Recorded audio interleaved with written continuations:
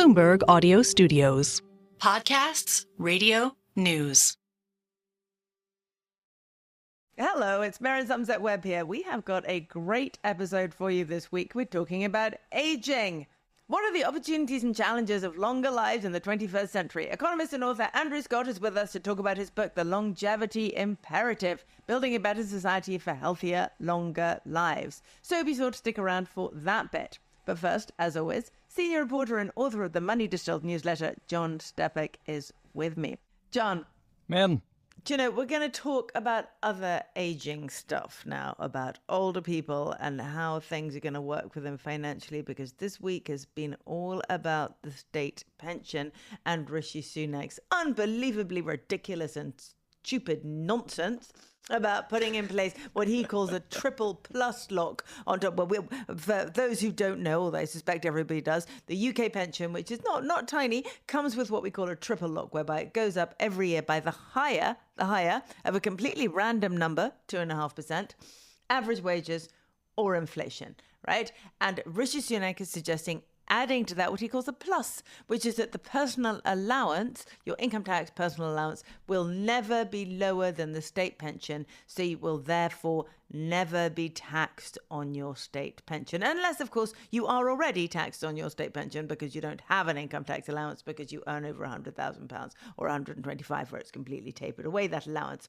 See, I'm already irritated. I've worked myself up into a frenzy of fury and I haven't even let you speak yet. John, why is this a completely absurd idea? Not politically, by the way, because it's an excellent political idea. Giving money away to pensioners gets you votes, lovely. Why they bother at this point, I don't know. But why is it an appalling financial idea?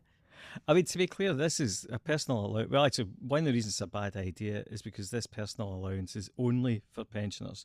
So, like, my personal allowance won't be going up, and neither will yours. It's only for the people getting the state pension. So for a start, you managed to get rid of one of the few pieces of tax simplification that we've actually seen over the last 14 or so years, which was the kind of harmonisation of the personal allowance. So that's one reason it's bad. The other reason it's bad is because we already can't afford this, and you're adding not only is it, it's more expense related to the state pension, but it's also because of all of these lock-ins that we're doing. It's always going to rise in real terms. So it's always going to be bigger than our. Basically, you can't inflate this debt away, and on top of that, it's also uncertain. So you can have a rough idea of what liability you're committing to. But if inflation spikes, as it has done obviously in the last kind of couple of years, then that liability rockets.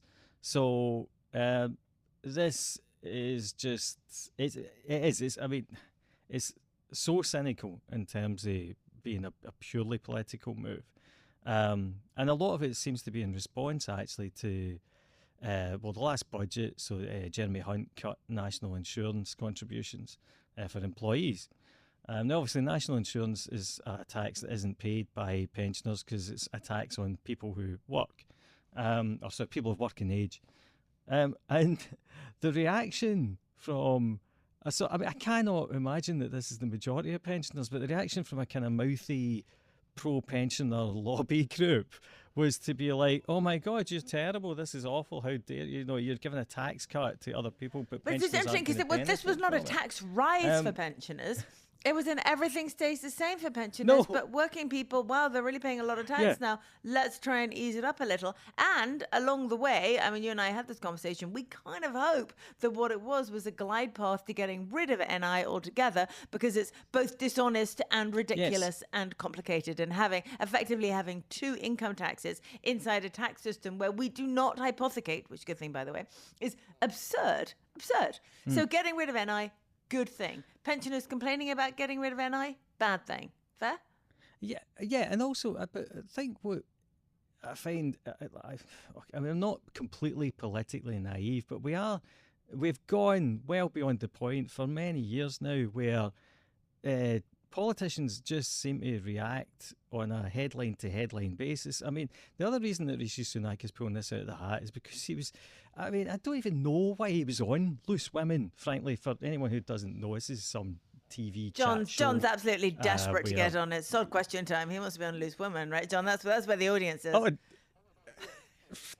I mean, that is true. That is a good point. Maybe that is why they go on. But Janet Street Porter, who I'm sure everyone remembers as a kind of like music journalist from back in the day, sort of said to him, why do you hate pensioners? And, I mean, my immediate thought, and the thought of anyone who actually knows anything about the financial system, would have been, what on earth are you talking about? The one group of people who are in no position to complain after 14 years of Tory misrule, if you want to put it that way, are pensioners. They've done so much better than in aggregate than any other section of the population. So I can sort of see why he must have been panicking, because he was thinking, oh my God, it's like, I managed to forego one budget without throwing them a freebie, and suddenly, I'm the guy that loathes them. But I think, but this kind of like knee-jerk policy, as opposed to turning around and presenting some facts to people, you instead just panic and say, well, okay, we're going to make sure you never have to pay tax on this. And then what's the next thing they're going to want? It's like pensioners just don't ever pay tax on John. anything. No, just to be fair, John and I aren't that far off being pensioners ourselves. This will come one day, and then you'll hear a full-on turnaround from us. Full-on turnaround. We'll be wanting those tax breaks. Absolutely. We want that state pension to be linked to everything under the sun, etc., etc. None of those things are going to happen. And it's very likely that once we get a new Labour government and they have that wonderful 6 months when they can actually do stuff, if they are brave enough, it may be that they do look at the state pension, possibly even the pension system as a whole, and say, hang on a tick, we really need to make some changes here. This is so expensive. The state pension is already over 5% of GDP, 11.3% of state spending. I've got that number in front of me because both John and I have written about it this week, because that's how cross it makes it. So you can find a column from that on me and a money distilled from John. But change is coming, right? I mean, either we see the triple lock dumped somehow, we see the triple lock abandoned, one element taken out, right? Or we see big changes to the way tax relief on pensions works. Or I was thinking about this the other day, and I mentioned this in the column, I'm waiting for some pushback on it. Entirely possible. What would happen if the state pension was abolished altogether? And if I know. But let's say that auto-enrollment picks up. So there's higher levels of obligatory personal and state and employer contributions, right? Maybe it stops being voluntary. Maybe everybody has to enroll, right? Maybe that happens. And at the same time, we do have a very effective pension credit system where if you come into your late 60s with no income of any kind whatsoever, you get put in the pension credit system, you get £201 a week, you get housing benefit, and you get all the other smaller payments that you get it in your later years that one way or another would hold body and soul together. So if you've got both those systems running concurrently, do you need a state pension system? Now, don't get me wrong, I want a state pension system, but do you need it? I mean, I think this is a really good question. It's a really tricky one, but I think that, put this way, if you and I can talk about this in terms that politicians would never dare, but effectively what you're first acknowledging is that the state pension's a benefit rather than something that's sitting in a pot with your name on it. And then you're saying, well, actually, look, if it's a benefit, then maybe that means that not everyone needs to get it. And I thought the other interesting thing that you pointed out in your piece, and this actually may be where sort of frozen tax thresholds come into play. Effectively, if you earn, say you've got a pension that somehow pays you, like in the region of £130,000 a year, your entire state pension is getting clawed back anyway. So there is there is a point at which if you actually had the gall to freeze the income tax threshold for the next 30 years, say, and suddenly the number of people who are paying, who are getting the personal allowance clawback climbs to the same numbers, say, as are paying 40% income tax today. So suddenly it becomes a kind of mainstream thing rather than a very rich thing. Then actually you could essentially remove the state pension by the back door. Not a over the very recommendation, long by the run. way. Not a recommendation, right, John?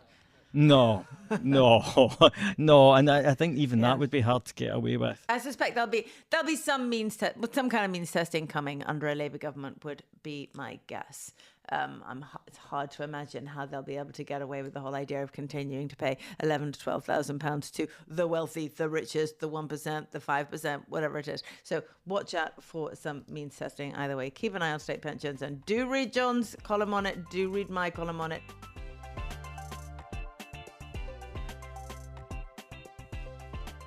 Welcome to Merryn Talks Money, the podcast in which people who know the markets explain the markets. I'm Merryn Somerset Webb.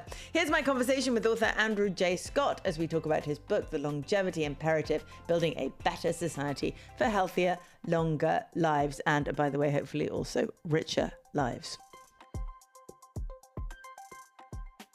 Andrew, hello. Thank you so much for joining us today. Very kind. Pleasure to be here, Merryn. Always good to talk.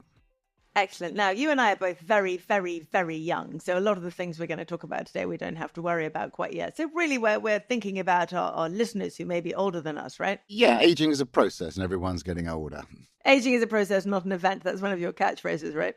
Yeah, exactly. So, I'm interested in this topic of longevity, which I think is really about all of life rather than just end of life. Okay. All right. Then we're talking about us too. I mean, the basis of the book is that we are all living longer, or a lot of us are living longer, and we're living longer in a healthier way. So the stat that really jumps out is this one about how in 1990, there were only 95,000 people who were over 100 years old. Now it's around 500,000 and rising fast. So that's a huge change. And then, of course, we have the main driver behind increasing lifespans, which is not so much that people are living longer once they've passed 60, as that they're not dying younger. So can we talk about that a bit first, in that I absolutely understand that these numbers, the average numbers, are rising because people don't die in their first year or their second year or under 5 anymore. We've pretty much nailed that. But is it really true that if you were to separate out that, people live longer? Yes, it is. I mean, you're certainly right. The fantastic improvements, particularly in the rich countries, in reducing infant mortality have had a huge impact. But it isn't just life expectancy at birth. Basically, however old you are, we've seen an increase in the number of years you can expect to live ahead of you. It's certainly true that the biggest increases have come at birth, but what we're finding now is that, for instance, in Japan, Japanese women have the highest life expectancy. A newborn girl in Japan has, I think, a 97% chance of making it to 60. So what we're seeing now is nearly all the life expectancy gains are happening from the age of 70 and above. So life expectancy growth is slowing down, but now it's almost entirely about your chances of going beyond 70 into 80 and 90. So that's the shift that's happened. We've seen improvements at all ages, but now the increases are coming more and more at the older ages. And what about the numbers that we've seen over the last couple of years that suggest that in some countries life expectancy is actually falling? And I'm interested, you mentioned Japan, right, where it's well into the late 80s now the average woman can expect to live in Japan, right? But there's been a big change in diet and a big change in environment in Japan over the last 40 or so years. So how confident are we that someone born into modern Japan might have the same life chances in terms of health as someone born into Japan 50, 60, 70 years ago? Well, as an economist, I was always told that the rules of forecasting is the first one, never give a number. The second is if you give a number, never give a date. Fair. And the third is never give numbers or dates. So forecasting is very difficult, particularly into the future. But no, I think we can be reasonably confident. I mean, I think what's stunning is over the last 150 years, the best practice life expectancy, the country with the highest life expectancy, has increased 2 or 3 years every decade. Now, I think that's likely to slow down, possibly to 1 or 2, but I think it's still very likely. And one of the problems we've got is life expectancy. Intuitively, it seems a simple concept, but it's actually quite complicated. And when I first started in this area, statisticians said, I don't like life expectancy as a concept. And I thought, why not? It's a great thing. But I can see the challenges, in particular, the numbers you're referring to about declines. First of all, they're very much during COVID for most countries, which is understandable. Secondly, they tend to be focused on the US, which saw a small fall in life expectancy outside of COVID. died. But that's totally due to this phenomenon of deaths of despair. It's midlife mortality. Your chance of living longer at 65 continues to increase. And the big confusion in all of this is the headline numbers that you tend to read, which the government promotes, is not really life expectancy. This is going to sound a bit morbid. It's the average age of death. It basically assumes that you live your entire life in that particular year. So if you're a newborn, you use the survival rate of a 60-year-old today, rather than the survival rate you're likely to face in 60 years' time. So those tend to be very much an underestimate of life expectancy. That's why when you have a global pandemic, you see a fall in life expectancy. But as the pandemic goes away, you see a return to growth. So I don't want to trivialize it and say it's going to be automatic, but the vast majority of countries will continue to see gains in life expectancy.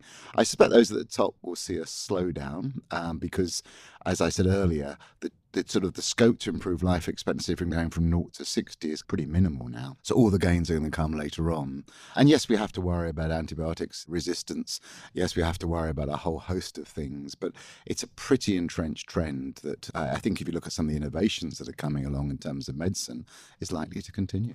Okay, I suppose there's one challenge I would make to that, which is that this is the first generation in which you could look at developed countries and say that going on half of the population is obese.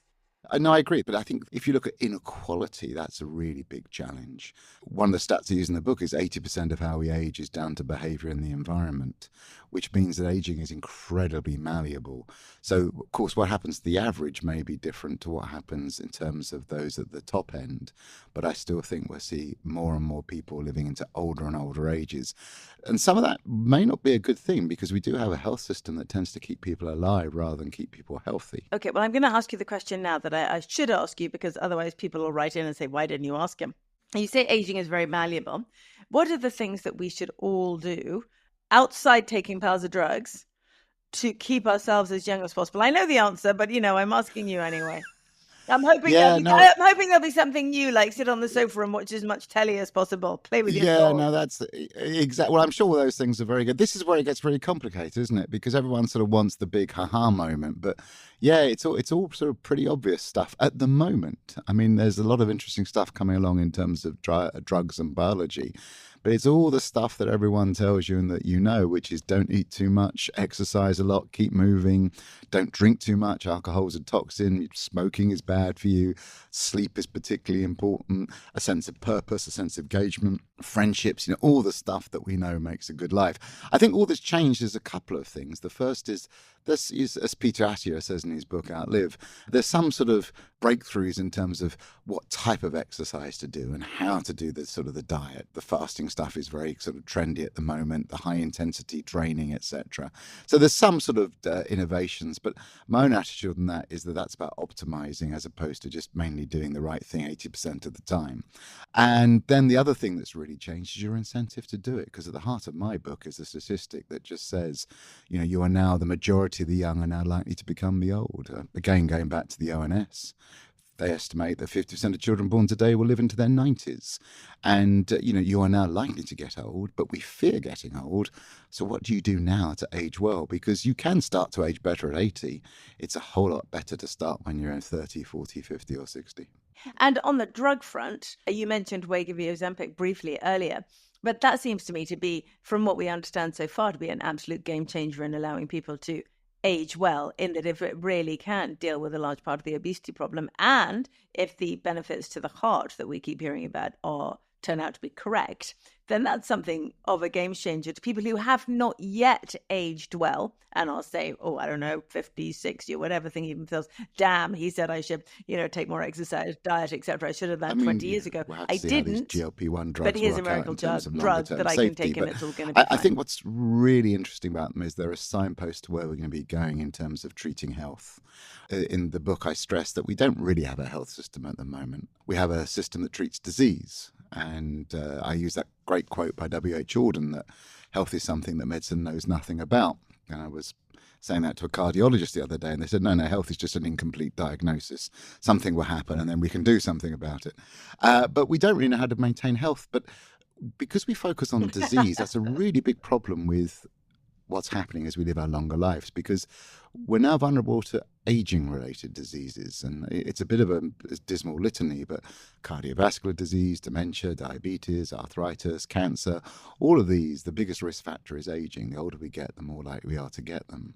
So if you sort of tackle one of those diseases, say cancer, you've still got the risk of all the other ones. So your health is still impaired, your life expectancy is still curtailed. But if we can sort of go upstream and focus on the aging process itself and age better, whatever that means in terms of biological aging, then you have a huge benefit downstream on multiple diseases, which is a huge benefit because then, sure, you're going to live longer, but crucially, you're going to be healthier for longer because you push back all these multi-morbidities. And I think that's where the GLP-1 drugs are very interesting, because what they're saying is, I'm not going to tackle a disease, I'm going to tackle a biomarker, in this case, obesity. And obesity, we can have an argument whether it's a disease or not, but I'd rather avoid that one. It's clearly an indicator of bad future health. And so if you can tackle that biomarker, you're going to have a benefit on multiple diseases. And if you look at some of the sort of evidence coming through, it looks like it's good for cardiovascular, could be good for kidney disease, it looks like it's good for diabetes. And that's where it's a real game changer, because that's a step towards preventative health, where I'm maintaining my health for longer and pushing back getting diseases. And that's really what we need to do.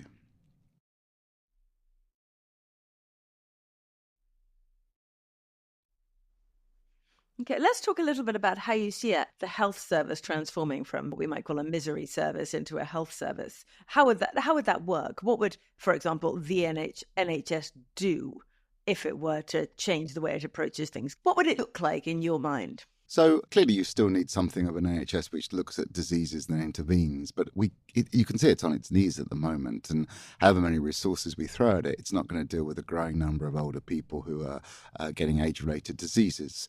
So we need to stop the number of older people who are getting age-related diseases, and that's by getting to age more healthily. And that's a shift from intervention to prevention. So it could be things like GLP-1, but I think there's a whole host of shifts that need to occur.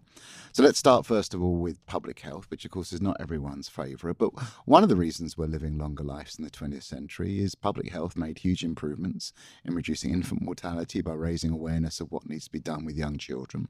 It was successful in reducing the amount of people drink and how we smoke, all of which have had a benefit. And I think, helping raise awareness, making it easier for people to do exercise, to eat healthily, for the environment to be cleaner, etc., it will be important. And those social changes are in part inspired by public health. Then there's the health system itself, which has to move towards prevention. And I think there's going to be a shift out of hospitals, probably to something like the community. I think it's really interesting during COVID that we managed to do a full-scale mobilization of preventative health outside, in the main, the GP and the NHS through using community spaces. So there may be things like vaccination. Clearly, if you look at prevention, the trouble we've got is that there's loads of diseases that can get us. So in the book, I talk about how we can use huge advances in genetic screening, extraordinary developments in big data and AI, and say, Andrew, looking at your family history and your genetics, we think you're going to be particularly vulnerable to these diseases. We are going to concentrate on screening you for those.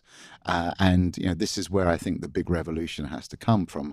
I'm a little bit nervous about AI in general, but I think big data in healthcare has huge potential to identify what we're most at risk at and then design interventions around it. Okay, so you can say to people, this is what you're at risk of, and therefore this is how you should behave. But I'm not to harp on about obesity, but it's the classic one, right? We can look at people who are obese and we can say to them, this is what this puts you at risk of, and this is how you should behave. But that doesn't work. And this is why I'm interested in what you mean when you say turning it into a preventative service rather than a treatment service, because we have a long history of knowing that people don't change their behavior when they're given an alert about something that affects them specifically. I agree. So I do think there is scope for education and for people to have agency. It's interesting how at least some of my readings of the work around these GLP-1 drugs like Wegovy is as people lose weight, they start to get a sense of agency and feel they can carry that over into other areas of what they do, which I think is interesting. So I don't want to totally rule out the ability to change behavior, but I think you're right. In general, it's going to be easier to have it through a drug. And so, is vaccinations prevention or is it intervention? But I think we will see more and more vaccinations, which can be useful in bringing down obesity, blood pressure, etc. So there will definitely be treatments. I think also we may well see a shift, and I think this would be controversial, but I'm an economist. I think incentives are very important. And so there may even be some monetary incentives to change your behavior. If you deliver on these things, then we'll give you some money or resources, because after all, the NHS will be a net saver. And I do think that's one of the really big shifts that's got to occur.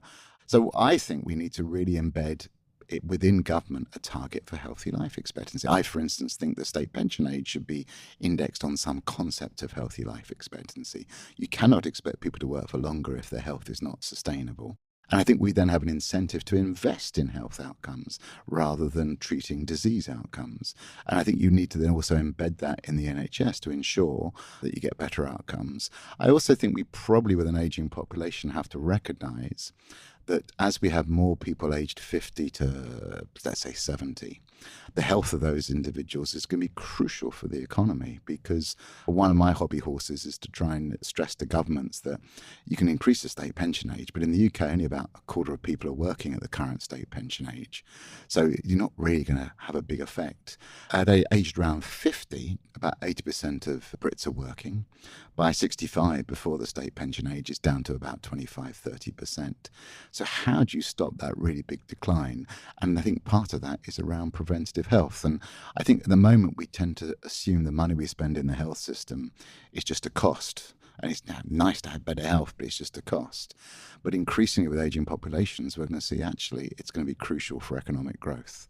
There's not much productivity growth in the UK at the moment, or many other rich countries. So most of GDP growth is employment growth. And most employment growth is workers aged over 50. And the more we can keep workers aged over 50 working, the better it is for GDP. I just want to go back briefly to what you said about incentives mattering.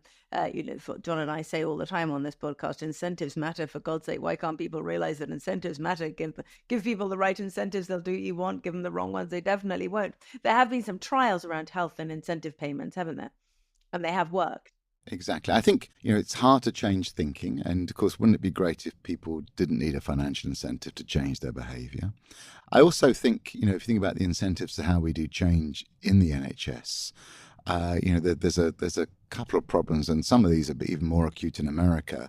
There's an Upton Sinclair quote that it's very difficult to get someone to change their mind when their livelihood depends upon them not shifting their mind and not changing what they do. But I also think another challenge is that when you rise to the top of a profession with an existing skill set, it's very hard to then say, right, I'm going to give up on that because the way of the future is something different. And so when we have an NHS that is geared around intervention, it will take a very big mindset to shift towards prevention, which is why I suspect we'll have to do something outside of the NHS, which will lead to all sorts of financing issues, because how is the Treasury going to finance prevention and intervention at the same time? But the economic return on investment for prevention is quite considerable. The other thing we haven't really discussed, Merryn, is that us as individuals, we go along and say, hey, I'm not very well, do something about it. But when it comes to prevention, we are going to have to be a lot more active ourselves. Yeah, that's the challenge. Right, let's move on to how on earth we pay. How do we finance a world when everyone's on a path to 85, 90, possibly 100? Now, we have a system globally where you are educated for maybe 18 years, maybe 22 years, maybe 25 years, maybe 28 years, whatever it is. Increasingly more and more years you're educated for. And then you work for 30 or 35 years, get your state pension and the pension that you build up inside your work environment, etc. Auto enrollment we have today, lovely. And then you hit hopefully 60, maybe 65, and you retire. Now, I know that you and academics and economists like you think that the best thing for us to do is to change the way we do that, to not have these kind of solid blocks of time dedicated to education, work, retirement. But that's a difficult thing to persuade people, because when they've been working for 30, 35 years, they quite like to stop. So come the age when they can get their hands on their pension, yes, please. No, completely. There's a whole bunch of issues you raised there. Let's begin by, it's just a simple matter of arithmetic. if we're living for longer, we need more resources. We have to produce more resources over our lifetime. And it may be AI is going to come charging to the rescue and give us all those resources so we don't have to, the problem solved. But if it doesn't, we have to be more productive over our lifetimes. It's very hard to move away from the notion that we'll have to work for longer. And that's just an adding up constraint. Now, that doesn't mean that everyone has to work for as long as they feasibly can. I think we're going to see a great deal of variety and heterogeneity because, of course, not everyone can have the same life expectancy. Not everyone can find it so easy to work. So we really have already, I think, seen retirement as a concept change phenomenally. It's no longer there's a single age where everyone comes to a hard stop at work. It's a continual process. Some people work for a long time. Some people stop working before the current retirement age. Some people are working part-time beforehand or part-time afterwards. Some people unretire. So I think we're seeing a great deal of flexibility and variety. But you're quite right. My challenge is with governments who just set out to raise the state pension age, because I don't think that solves the problem at all. It solves a government problem, which is, I'll pay less in pensions. But it does nothing to keep us productive for longer. And so my concept of the evergreen society is how do we stay healthy and productive for longer? Now, some of that is about preventative health and just what we've talked about. There'll also be a need for lifelong learning and education. And as you said, we're getting more and more education. I don't think that necessarily has to be about going back to college. It could be something you learn on YouTube, but you just got to keep updating your skills. But there's another challenge, which is, can you keep working in your job? So, as an economist, the way I look at this is it's sort of, you're going to want to carry on working if the gains to staying in work exceed the costs of going to work. And for many people, if you're ill, and work is very physically challenging or very boring, you don't want to carry on working. And totally, I get that. But of course, there's an adding up constraint. So how do we create what I call age-friendly jobs, which are jobs that older people are able to do? Now, I'm a university professor, so that's pretty easy for me.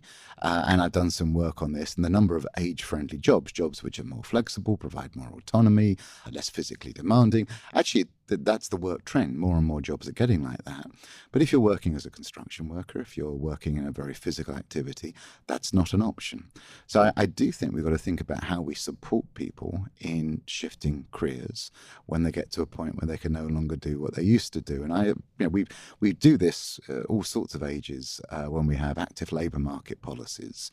And if you're a construction worker, you may not be able to carry on working in something physically, but there should be all sorts of skills that you have, depending upon the person, to shift into something you can carry on doing. Like what? Like what? Like what? I'm sorry to challenge you, but like what? I keep hearing this idea that people will end a career working in Tesco's, which they loathed anyway, and somehow move on to some other satisfying part-time work. I simply don't believe it. And I don't understand how you facilitate a world in which there is attractive work for people to do after they've spent 30 years doing unattractive work. If that attractive work existed, they'd have done it in the first place. Well, let me just begin by saying I'm in no fan of just raising the state pension age. I think it should be indexed on not even average healthy life expectancy, but something lower down the distribution, because to get people who are in poor health and tired to carry on working is a terrible thing. So I absolutely agree with that. I also think there are ways that we can support people. And I think, give an example. My father-in-law is American, used to be a truck driver. And then later on, he went to move and worked for a charity helping older people. And he's got great personal skills. It's not something that he requires a huge physical strength for. And so I think that's perfectly possible to do. I'm not saying you have to punish people to do it. I'm not saying that you have to push people into bad jobs. But I think there are skills that people doing physical and manual jobs have got. They perhaps used to enjoy the camaraderie of physical work, but no longer do. But they want to do something where they use their other skills. And I don't think that's about learning how to be a full stack developer in terms of software code. I completely agree on that. One of the problems with lifelong learning is that the people who do it later in life tend to be the people who did it earlier in life. But I think there's other ways you can learn skills, including shifting from being a construction worker to perhaps helping out in a care home, which I think are perfectly feasible. And I think that, I don't know, for some people, I would hope that was a rewarding shift. But I agree with you. We can't have bad jobs. We don't want people condemned to do bad jobs. It just always seems to me that when we talk about this kind of thing, we're really talking about the likes of you and me. Well, this is why I sort of call it, the sort of Sam Beckett theory of retirement, which is, I can't go on, I must go on type of approach, which is just dismal. So the point, this book, The Longevity Imperative, says we underestimate the capacity of old people. We underestimate the capacity of 80 years. And that's a problem because we're living longer and we have to rise to the challenge to support those lives, to make sure that they're healthy, productive and engaged for all. And we sort of did that at early years, so there's no reason we shouldn't be able to do it at older years, but it does require a big rethink. And a big rethink involves a lot more than just saying, hey, I'm just going to whack up the state pension age, because that does nothing to keep people healthy, productive and engaged for longer. That's just a route to misery. So in some ways, I completely agree, Merryn, and I think your challenge is a good one, which is raising the state pension age, easy for all those people already working beyond the state pension age, but it's futile because the large majority of people can't, and they need support and help. But we have education and health policies and active labour market policies at younger age. Why don't we do it at older age? Because we underestimate the capacity of older people. Or we could just leave old people alone, or older people alone, and work on the fertility rate. Yeah, so a couple of issues. So first of all, I think this is a big change. When I talk about, there's going to be individuals, there's going to be government policies, there's going to be firms, social customs, and I'm certainly not trying to direct what people do. I think you need to give people support so they got choices. Now, in terms of raising the fertility rate, I just don't think it's going to happen. I think, was it Hungary, where if you have more than 4 kids, a woman doesn't pay income tax, which is a pretty big financial incentive. It doesn't seem to do a great deal for the fertility rate. I'd definitely have done it for that. But then I live in Scotland. In general, it doesn't seem to have much of a response. My big thing is not that we got to make people work for longer or anything of that form. The question is, we got all these extra years. What do we do with them? And what do we do before then to support that longer life?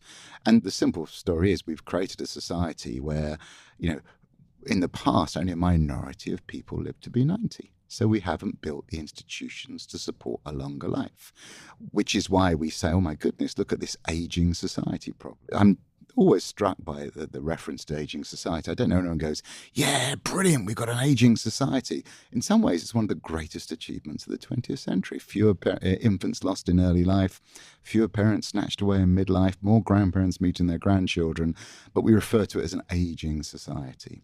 And when it comes to AI and climate change, we talk in an engaged way about how we adapt and adjust to make the most of this longer life. When it comes to an aging society, we just say, oh, these old people, they can't work, they're ill, they need a pension and they're a burden. That's a crazy situation when the majority of us can expect to become old. So how do we change how we age? Are there any lessons we can learn from Japan, who seem to be managing this aging economy very well? They're always a little ahead of the rest of us on everything. Yeah, I think there's something in that. So first of all, I always like to distinguish between changes in the age structure and then changes in how long we live. And Japan has got a really aggressive, similar to China, change in its age structure in a way that the UK and US don't. We are seeing a change in our age structure, but our fertility rate has fallen by less and more slowly.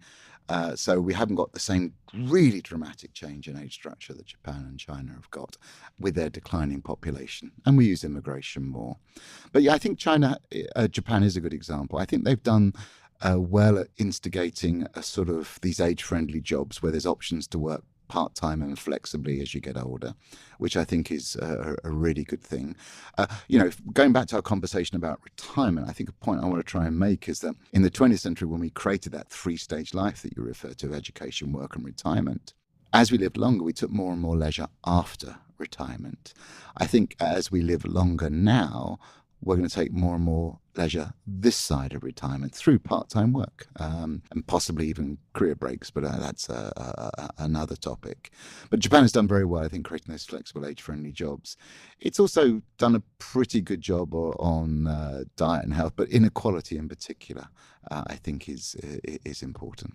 Let's then talk about how we can make some of the things you're discussing, how it can translate into actual policy that can really help. I want to step back a little bit here because what my book says is that this is a really profound moment for humanity, actually. And I'm always wary of business school professors who talk about living through a time of unparalleled change, because in general, I think that's nonsense.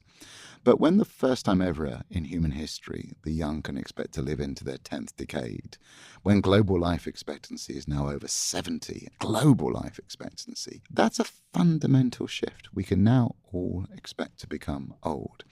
And that is going to require some pretty deep-seated changes that won't come through immediately.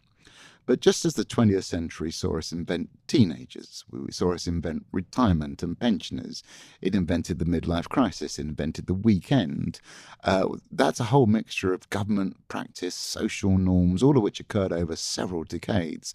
That, I think, is a process that we will see as we adapt to these longer lives. So some of it is going to take a long while, and I hope I sort of define myself as a patient optimist, although the world is testing me sorely on the optimism these days. These changes do happen. But what can we do in the very, very short term? I've already sort of touched on what I think the main ones. Urgently shifting to a system of preventative health. It's the only way to save our health system. It's the only way to safeguard our economy. And there are plenty of very simple, relatively cheap things we can do to keep us healthy for longer. And not only is that incredibly valuable, because health is our most important asset, the thing we value the most, it's also crucial for the economy when you have a rise. The fastest growing population is those aged over 50. So absolutely a focus on preventative health. Some of that, I think, will have to be done outside the NHS. That's about incentives. I think it's about a target for healthy life expectancy, because that's the key part of the longevity imperative book is we've got a system that's done really well in getting us to live longer. We've slowed down the dying process. We haven't slowed down the aging process. And that is what we have to focus on. Because right now, these long lives, the gap at the end of life between when we're healthy and not is getting wider. We're getting more years in good health, but more years in bad health. And that has to be a number one priority. And nowhere is that a target right now. So a healthy life expectancy is a target.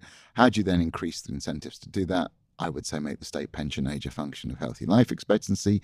So then the Treasury have an incentive to say, you know what, I'm not just going to give you a big check to spend on the NHS. I want you to deliver outcomes that actually boost the economy by keeping people in work and keeping them healthy. And that's not about pushing them beyond 65. I think that's an unfair bargain to ask of people. If you haven't got the skills, you haven't got the health and the opportunities, you should not be forced to work beyond that.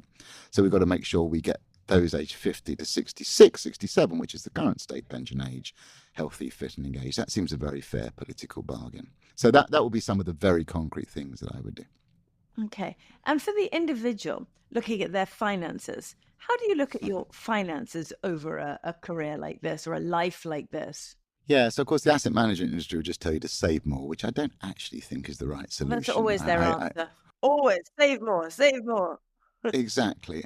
So, it's not an easy problem, is it, trying to work out your finances, because you need to know how long you're likely to live for, which is really uncertain and increasing. You've got to be able to guess how long you can work for. And one of the things I always warn people about is always say I'm fine if I can make it to retirement age. But, let me go back to that scary statistic.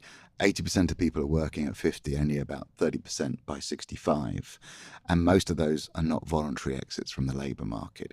They get ill, they have to care for someone who's ill, they are deemed not to have the skills, updated skills, or there's just pure ageism in the workplace. So you've got to know how long you live for, how long you can work for, how much money you need when you retire, and what the rate of return is on your earnings. There's no simple solution to that. I think saving more possibly is the answer, but it all depends. As you said, some people, like university professors, very happy to carry on working for longer. I suspect you may be in that situation as well, Merryn. In which case, if you're going to work for longer, you can actually save less, because if you keep your years of retirement fixed as they were before life expectancy increased, you've got a longer time to earn the money, so you can save less. If you want to retire for longer, you've got to save more. But I think we're going to see a great deal of heterogeneity in how people respond to it. But the key in all of this, I think, is it's not just a financial issue. It's very hard to avoid the conclusion that basically you also have to invest in your human capital, because if you've got the health, if you've got the skills and the purpose, if your financial plans go awry, you can still earn some money to bring them back on track again. And I think that's the really, really big change. The other thing I think we'll see as a new financial system, we need much more personalized finance. That three-stage life where everyone had the same retirement age and the same needs doesn't work over this longer life where people will have very different aims, very different preferences, very different circumstances. I think we also need to see a much more joint thinking about health and wealth. I think we'll see more and more life insurance companies saying, hey, I make money if you could live for longer. How can I make that happen? Oh, there's all these new treatments coming along. I'll start to try and integrate those together. And then the other really big issue, which I think is not dealt with at the moment, is what I call living insurance. We saw life insurance develop in the 18th, 19th century, which was, if you die early, your family is protected. The problem we got now is not just increases in average life expectancy, but actually most people live longer than the average. The mode is above the average. You've only got about, I think, a 3% chance of dying at the average life expectancy. So you have a very high chance of living beyond your average life expectancy. And one thing is, can you save enough to live to 88, 89? But how do you save enough if you're going to be living to 100 and 105? And I don't think you can save that much. And so we need, whether it's annuities or tontines, we need new instruments that can help us insure against that variation. Well, I was going to say that just sounds like a late life annuity, which is something that is beginning to get popular, where they buy an annuity when they hit a certain age. And rather than buying it directly at 65 or retirement age, as we used to in the old days, now you live off your pot for a while, and then when you hit a certain age and you're not entirely sure how long you might live after that, you buy an annuity to keep yourself safe after that. I'm not sure tontines are going to take off again. No, I think they're more popular amongst finance professors and novelists than people, but they are lovely. They've got some advantages in them. So perhaps some sort of a hybrid between a tontine and an annuity might work. Oh, there's a column in that. All right, Andrew, last question. Here you are. Let's say we're getting towards the end here. We're quite old and we're thinking to ourselves, I'm worried about inflation over the coming 10 years, or I'm worried about all sorts of things over the coming 10 years, geopolitical difficulties, etc. And I want to buy one asset only, that I think will protect me very well over those 10 years. And I've only got two choices. I've got gold or I've got Bitcoin. What am I going to buy? Well, I'll go for gold because I don't know if it depends on next Tuesday or Thursday in 10 years' time whether Bitcoins are going to be high or low in price. It's just too volatile. So I'd go for gold because gold is this sort of tangible commodity that we all think is valuable, even though we don't really know why it is. Whereas Bitcoin is an intangible commodity that I've got no idea what it's about. So I would go for gold personally. Okay, brilliant. Thank you very much. You do know, and I'm sorry to have to tell you this, that this will get you attacked on Twitter.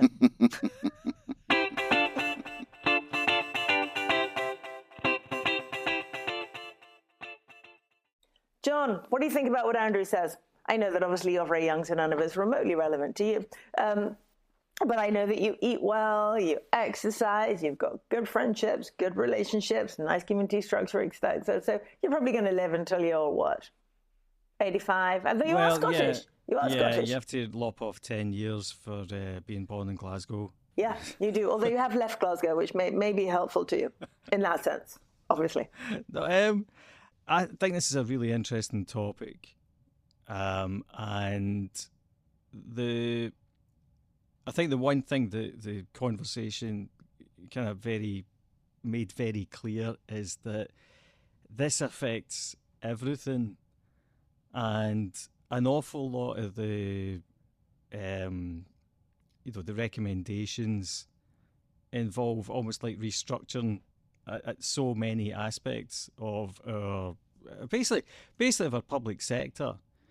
Because one thing, I don't know, I was talking about wearables to my wife the other day, as watches that can monitor your health.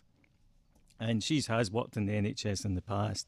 And one of the points was that integrating the kind of data and the kind of warnings and the things that your Apple Watch will give you with the actual service you can expect from the NHS is extremely difficult, because you have people kind of getting a wee warning from their Apple Watch that maybe they should go and get an EK, an electrocardiograph because their heart had done something a bit funny in the night or whatever. But then you get the doctors getting frankly pissed off that people are kind of coming and requesting these EKGs, even though actually a lot of the time when you did one on them, you actually did find something. So I think there's like an infrastructure issue here more than a tech issue at this point for health. Yeah, or is there a doctors getting pissed off at perfectly reasonable requests issue? Yeah, well, that's what I mean. If you've got an if you've got a health system that's set up on the basis that there is a limited amount of pie to go around, then everyone that works in it is a gatekeeper, and unfortunately, that's the nature of a rationed health service. I'm not saying that the US alternative is necessarily better, but we do need to look at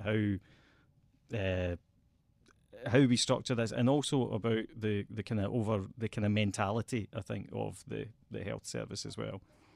Well, I think that's the key bit, isn't it? And one of the things that Andrew talks about a lot is about how we call it a health service, but of course it's not a health service at all. It's a misery service, an illness service, a disease treatment service. It's absolutely not a health service. And we need to find a way to make our what we call our health service do something about preventative health, about getting people to look after themselves better before they turn up at the NHS. But this is where I do slightly come into conflict with Andrew on this, and on the bit that we talked about during the conversation. We talked about this idea that people should spread their working life out more thinly, that they should take more sabbaticals, more breaks, that they should change career more often, all this kind of thing. And these are all things that some people will do, but an awful lot of people either won't or can't. And we know, for example, you and I have talked quite a lot about the weight loss drugs and the impact that they have and how brilliant we think they are, notwithstanding side effects that may appear over the next couple of decades. But, if diets worked, if this whole idea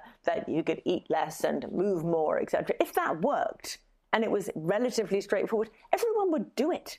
Everyone would do it, right? If diets worked, only one diet book would be required. But there are hundreds of thousands of diet books and millions bought every week. So we know it doesn't work. So we know that a preventative health service may only work for a very small percentage of people.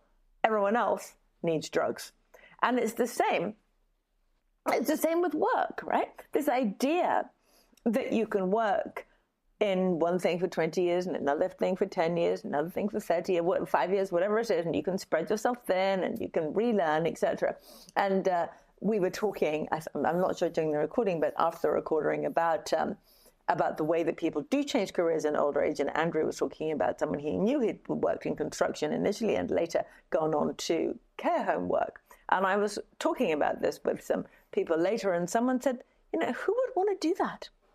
Who would want to spend 30 years working in construction and then instead of just relaxing and resting for 20 years, go and work in a care home? Why would that work for anybody? It works for intellectuals. It works for people whose job is sitting in front of a computer writing fun stuff, and then they can, maybe write a different kind of fun stuff later. But does it really work for the majority of the population? All this stuff sounds great, sounds very desirable.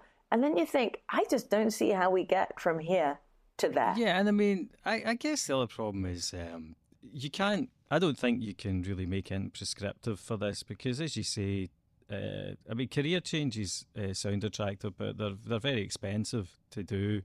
The main reason for the pay gap between the sexes is because women go and have children, and then that kind of breaks up their career, and then recovering from that never happens. So the idea that you can go away and retrain for a year as a lawyer or something like that, I know that happens in the States a lot more, but again, you have to generally have the money behind you already, and it is a sacrifice. So it is something that most people really can't afford, even if they were motivated to do it. I suspect a lot of the idea is that you move to lower status work, right? So you've worked in a relatively high status job, maybe you've been in management or whatever it is. During the main part of your career, your earnings peak out at normally in your mid-40s, don't they? And then maybe you retire from that career, and then you go in to do something less challenging, less intellectually challenging, I suppose. Maybe you work in a shop, or you work on reception somewhere, whatever it is. You pick up a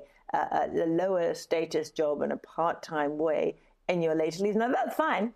But what if you were already working in one of those jobs? What if your actual job had been one of those jobs, which, is, to be fair, is most people, right? You work in a low-status job for 30 years, and then you're expected to work in another low-status job? Or do we change the idea about what status at work is? It's more socially complicated, more culturally complicated than I think the academic world likes to think, or am I being unkind? So I think one thing that we forget, because we can think about life as being cyclical, and obviously it is cyclical in lots of ways, but we forget this is genuinely new. There haven't been this number of people getting old, living long enough to have a state pension, or what we would consider to be a retirement.